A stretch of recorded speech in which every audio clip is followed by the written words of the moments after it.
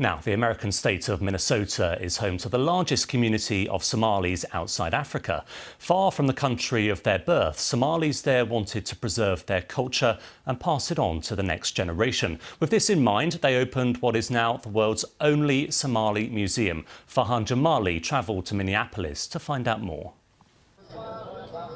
For Somali migrant communities in Minneapolis, being far from home makes it difficult to maintain ties with their cultural heritage. But this is something that's now changing. Somalia's National Museum was a key center for Somali culture in peacetime Somalia. During the civil war, the museum was destroyed, and artifacts such as these were looted. Today, these pictures are the only reminder of the National Museum in Mogadishu. Osman Ali founded this museum. He sees the building as a bridge between communities and hopes that through teaching Somali's history in Minnesota, he can bring together both American-born Somalis and the wider American public. Just to educate the young generation who born and raised here in the United States with their culture and heritage.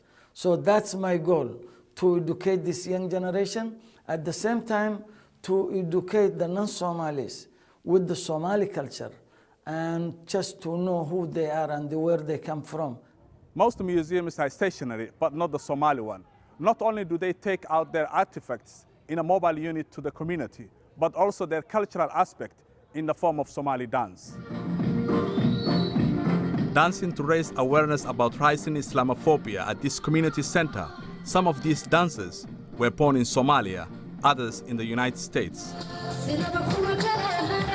Performing these traditional dances to different communities around America is a source of pride.